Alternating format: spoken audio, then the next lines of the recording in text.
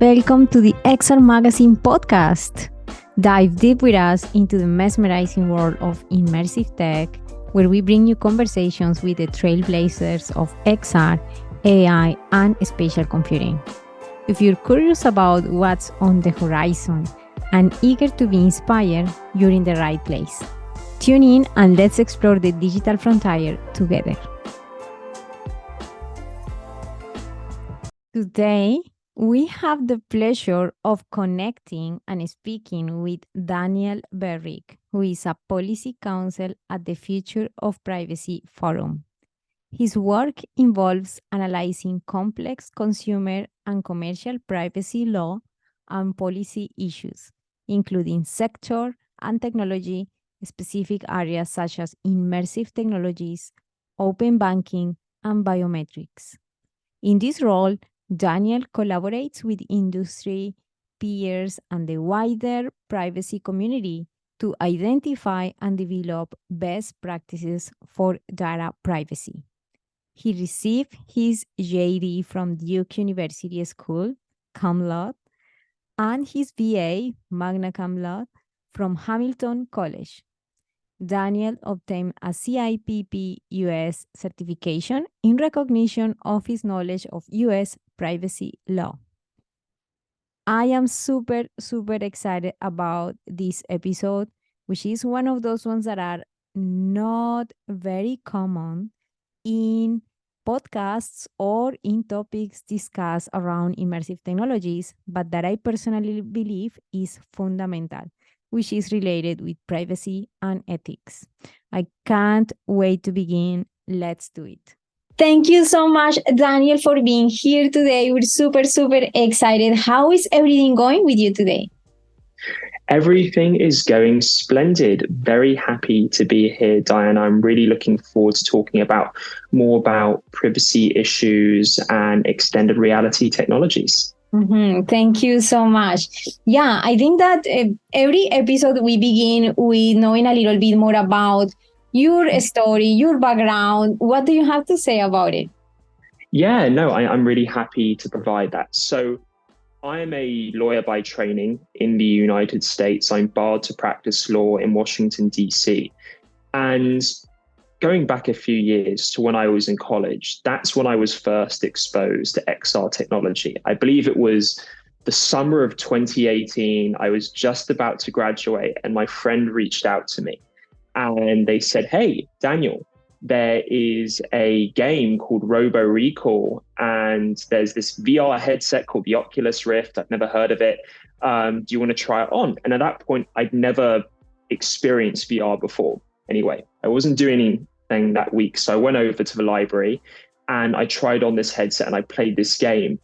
And what immediately impressed me from that experience was the level of immersion and interactivity I got to experience playing a VR game. I was able to dodge bullets by leaning from the left to the right. I was able to reach out and grab enemies and throw them. And at the time, I played a lot of games, and that was not something that I had ever experienced before. So I immediately saw that there was this potential for VR. Going a few years after that, I was in law school and I took a class on privacy law. And that class was a very important experience for me because it helped me appreciate that when privacy is compromised or lost, there is more than feeling embarrassed at stake. This is a revelation that my work on XR technologies has proven through analyzing the privacy issues raised by that technology, which I have done a lot more work on at FPF. Yeah, wow, that sounds amazing. Thank you so much for sharing your background. I think that we can understand better now with your background in law, how you ended up in the forum and how you are helping people and organizations from your role now to navigate better these circumstances that can arise from the technologies and to help protect humanity and the society. So thank you so much for sharing that. So I think one of the first questions that I have for you is that there is maybe sometimes misconceptions or maybe some people don't even understand why immersive technologies are becoming increasingly relevant in the context of privacy. Because the truth is that we have at our fingertips many tools available to create whatever we want now and for anybody, but we don't know some of those implications. So, what are your thoughts? Yeah, no, that's a really great question. So a few kind of high level points in thinking about extended reality and privacy. So today's XR technologies, as I'm sure many of your listeners are aware, are powered by the interaction of multiple sensors, large quantities and varieties of data, and various algorithms and automated systems, such as machine learning models. And these complex relationships between all these things enable functions in XR from gesture-based controls to eye tracking, without which modern XR experiences will be less immersive or in some cases just not able to function at all. But this comes with risks. As I mentioned, XR technologies are collecting vast quantities and kinds of data, and some of this may be sensitive personal information about users and bystanders. And the collection, use, and transfer of this data to other parties may pose privacy risks to both users and bystanders. And in the future, as the rage right now is all about generative AI, I probably should mention something about that too. Integrating generative AI models, such as large language models, but also others, into virtual and augmented worlds that may include XR also raises novel concerns, particularly around issues such as manipulation, particularly manipulation of vulnerable populations like children. So with all these risks comes the need for a diverse array of stakeholders, whether those are in industry, whether those are policymakers, whether they're academia or civil society, to understand more about these risks and think about what are some ways that we can reduce or prevent some of these risks from arising in the XR context. Yeah, that's excellent. Actually, yeah. Right now we are seeing this wave of artificial intelligence models getting even more advanced and more able to create data by itself, which is the whole idea of generative. And when this gets combined with XR or mixed reality experiences, then there is going to be ways to perhaps attempt to predict our behaviors. And in that prediction, a lot of data is going to be collected that we don't know at this point what's going to happen with all of that data, and very sensitive data related with gestures and all of these technical things. So that's a very, very relevant topic. And I know the Future of Privacy Forum has done a lot of work in education, right? Like trying to bring researchers and all of these professionals to help with this. Right. So you have been a part of these, especially in the immersive technologies, and you have created a lot of resources. One of those ones have been this infographic of XR data flows. I'd like to know a little bit about this because I feel that that is a very nice framework that we might have to understand what are all of these elements that we should take into account when perhaps designing or taking or at least having into consideration the creation of these apps, so we can be more informed and understanding better the actual landscape of the XR data flows. Yeah, no, thank you so much for that, Diana. We at FPF are really focused on providing resources that a diverse array of stakeholders can use in thinking about what are the privacy risks and what are some ways of trying to remedy those risks. So as you pointed out, FPF published last year an infographic called Understanding Extended Reality Technology and Data Flows, which seeks to visualize how XR data flows work by exploring several different use cases that XR technologies may support, from optimized graphics to shared experiences to user authentication. And what it illustrates is that XR technologies are powered, as I mentioned before, by numerous sensors, large quantities and varieties of data, and various kinds of algorithms and artificial intelligence systems. And they may rely on transferring this data to third parties in order to allow for these use cases to work.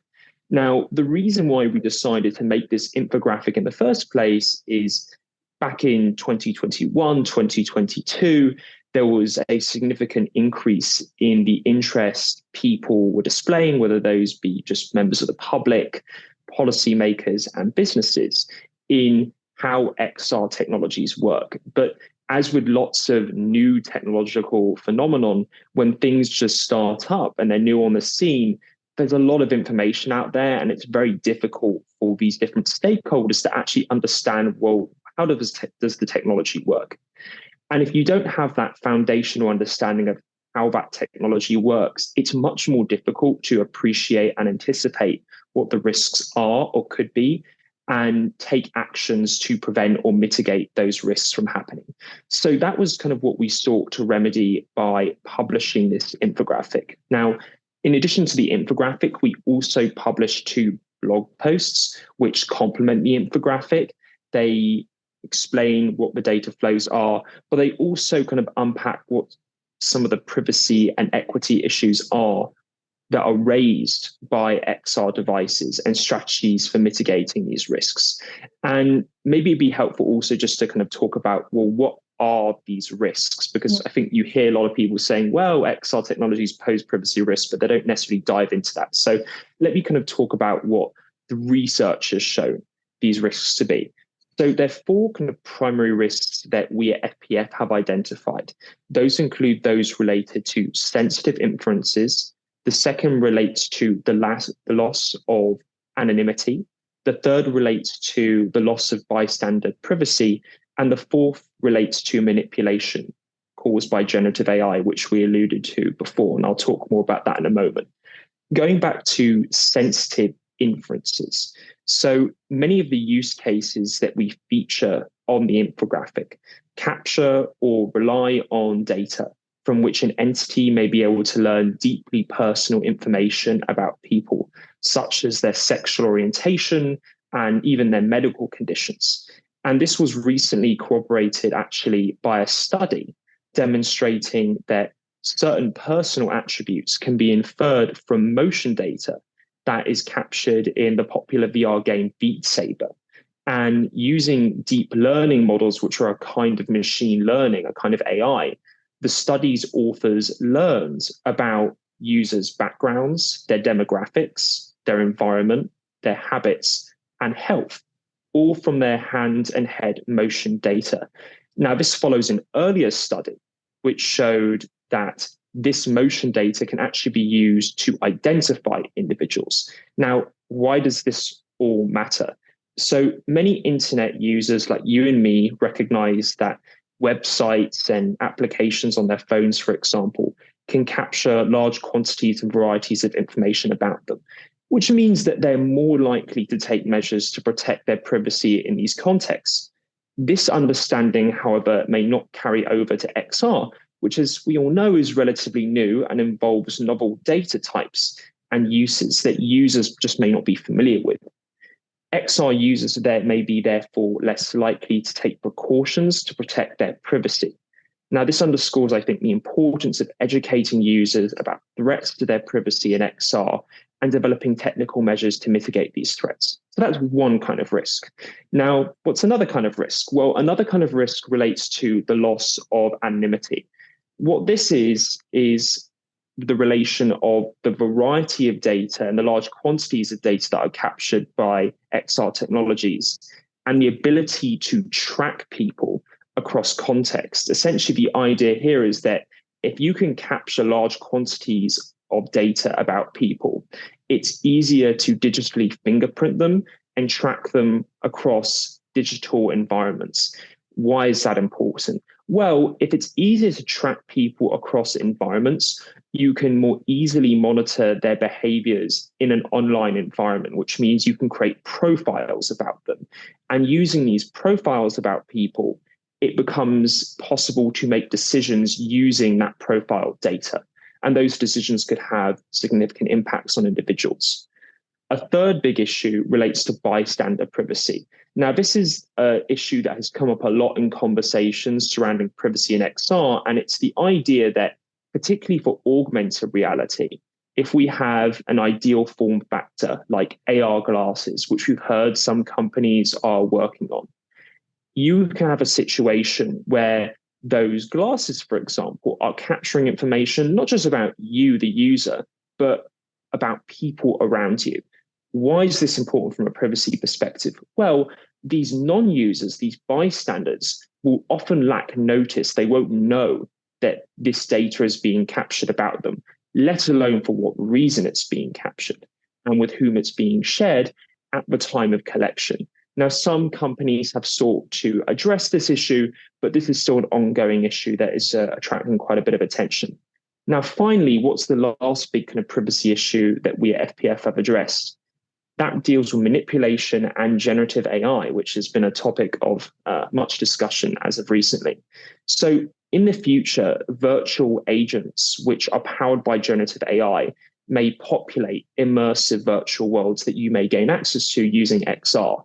And by adapting their interactions based on observations that they make about users, these generative AI agents could tailor their responses to a person's mood, their personal history, and behaviors. And manipulation could also be enabled by changing the interface to influence individuals into giving up more information in XR environments than is needed to provide a product or service. So that kind of summarizes and captures all the various kinds of risks that can manifest or could manifest in the future in an XR environment, and that both companies and other stakeholders need to be mindful of. Yeah, wow. Thank you so much for giving us that great overview, because there are things that we definitely cannot totally foresee, especially people that is very focused on the tech side, on the technical side of how doing things in the engineering side.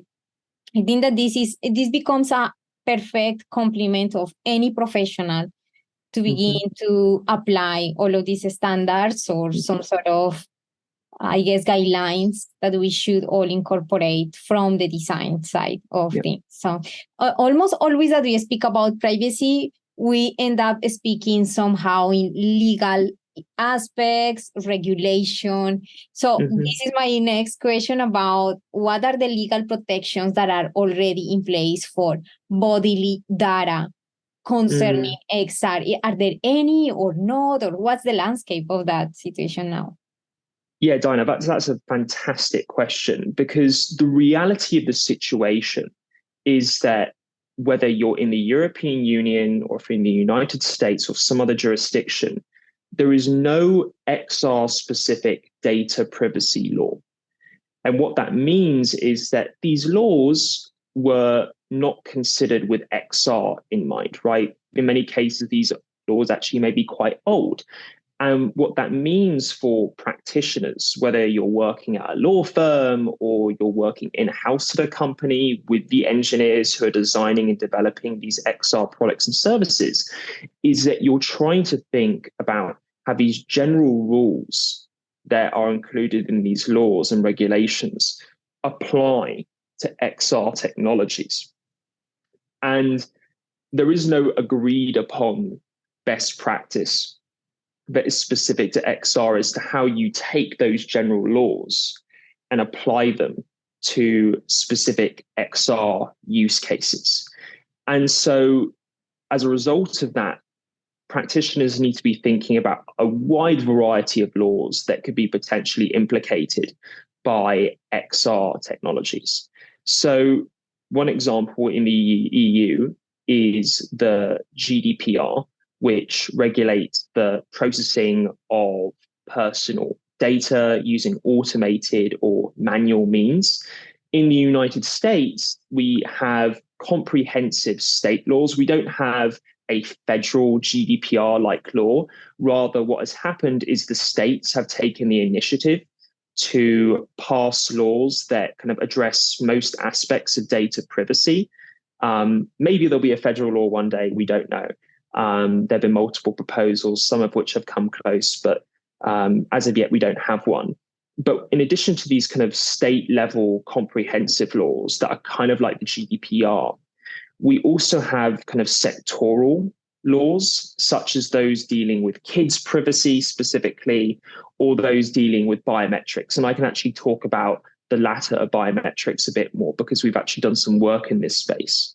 More recently, we published a blog post that unpacks the interaction between US biometric data privacy laws and XR technologies, looking in particular at the question of whether and to what extent specific body-based data that XR devices collect and use may be considered a biometric under these laws.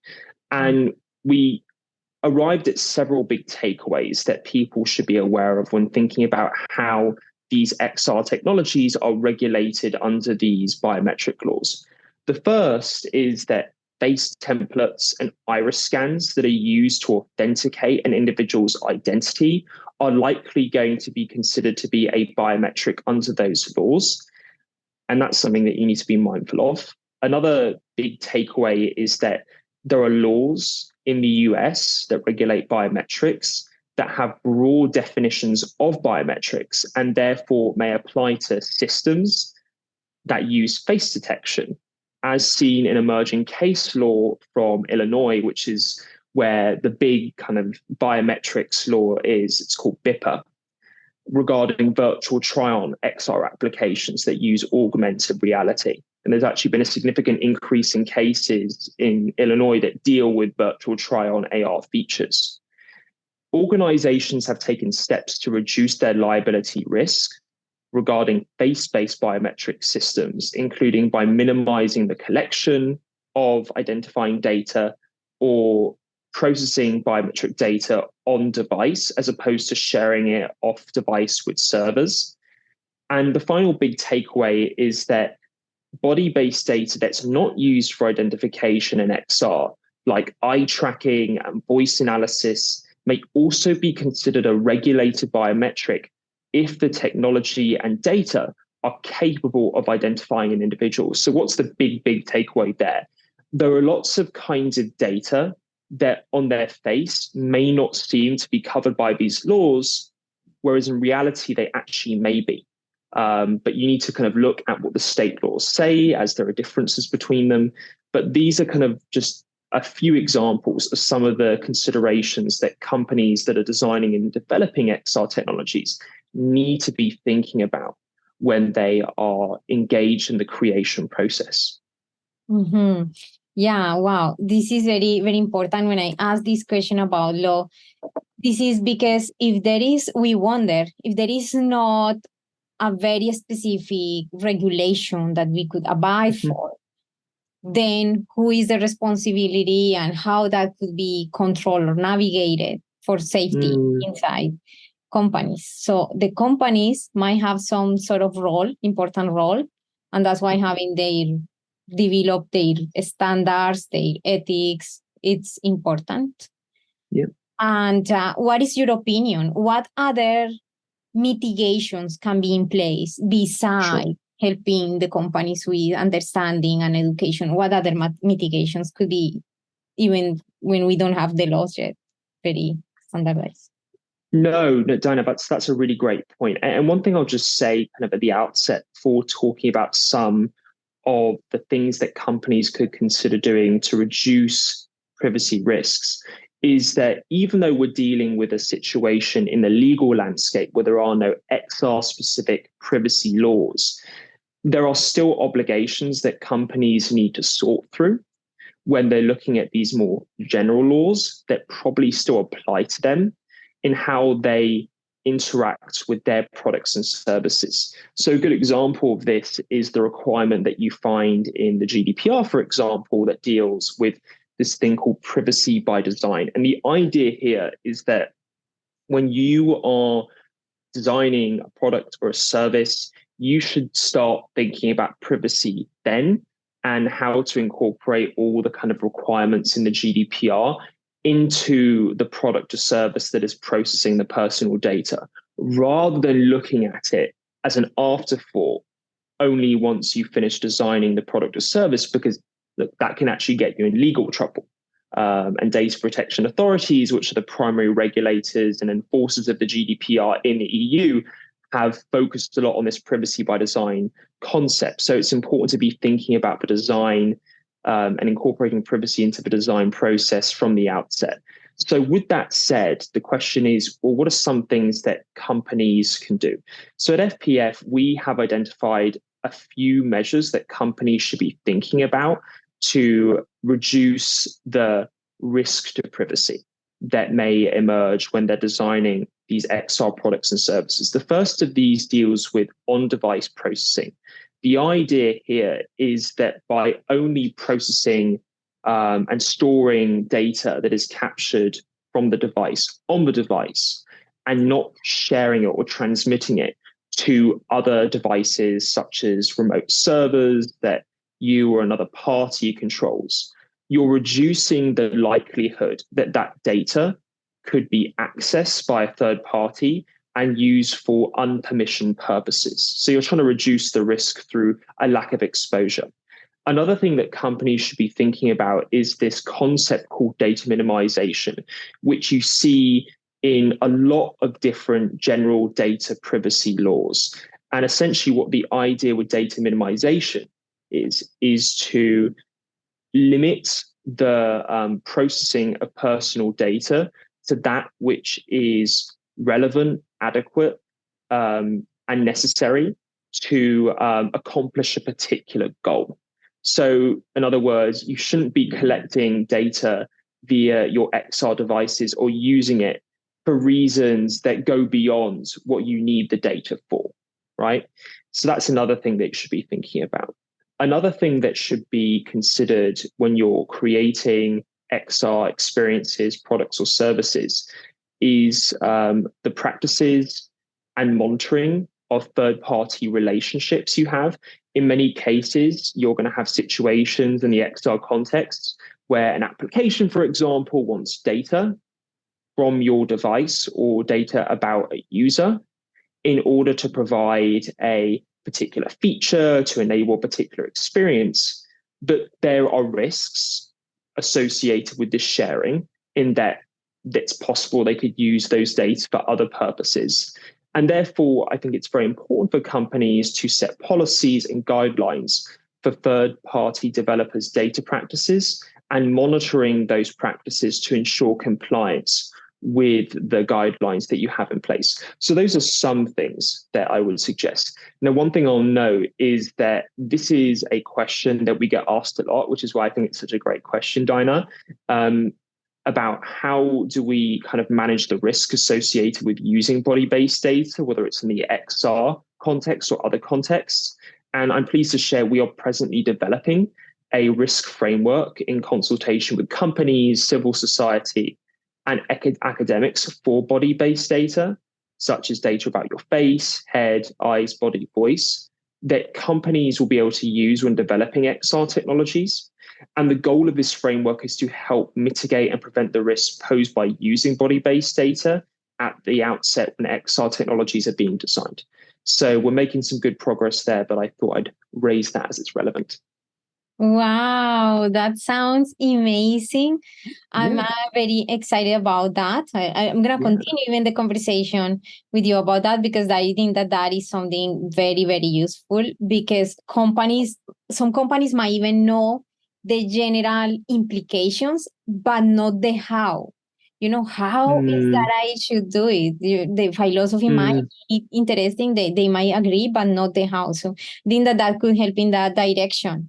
And one of the things that caught my attention as well is that for one of the mitigations proposals that you have there is the use of synthetic data sets for the primary enhancing technologies. So could you please let us know a little bit about what is that, if that is something that you envision could be used in the future safely, or what are your research, like your findings that you have collected in terms of that? Yeah, no, that's a great question, Dana. And that's something that we're still very much working on. But for context, just so the listeners understand, when we think of this idea of synthetic data, what that is, it's a kind of technology, which we call a privacy enhancing technology or a PET. There are lots of different kinds of PETs out there. Like a well-known one is homomorphic encryption. The idea being that you're trying to reduce these privacy risks by employing these various kinds of technology.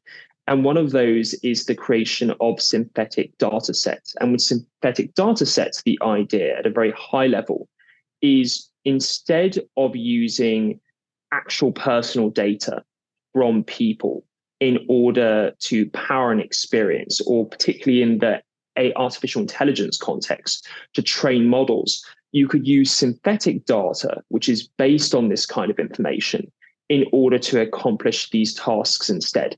And so the takeaway there is that by using synthetic data, you can reduce the privacy risks, both from a policy and legal point of view, while still allowing for various kinds of experiences and technologies to work. So that's kind of the basic idea. Now, right now, we are looking into synthetic data as one option among many different technical and organizational measures that companies can take in order to mitigate or prevent the privacy risks associated with using body-based data in the XR context. But definitely excited to kind of look more into that issue for sure.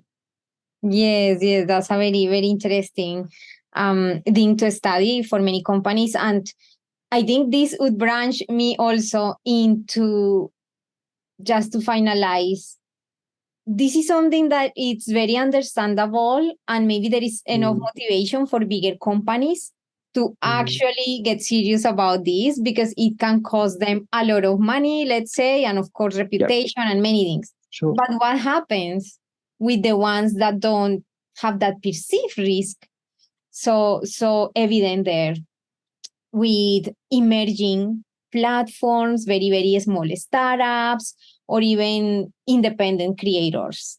Do you have anything to say there for them, or what are your thoughts on advice or guidance for these people that also would benefit from understanding this?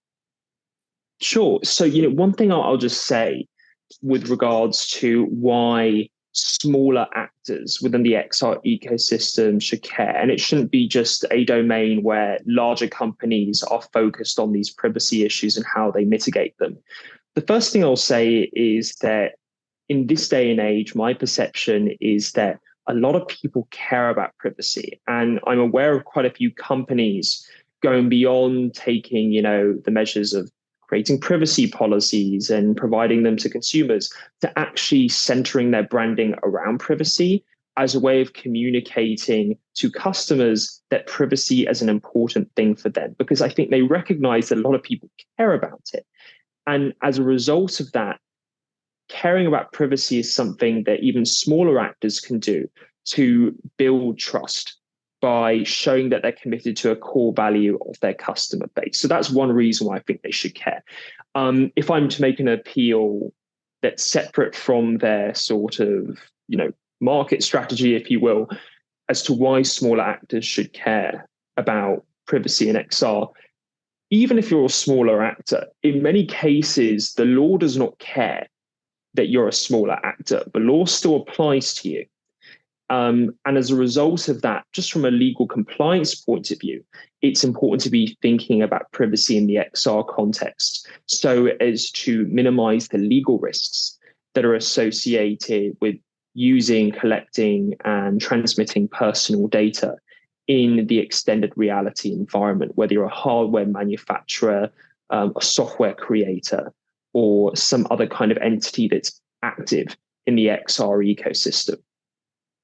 Yeah, wow, that's super, super relevant for us. I think that this is a message that resonates with many that are starting to understand how to incorporate these technologies in their own field of work.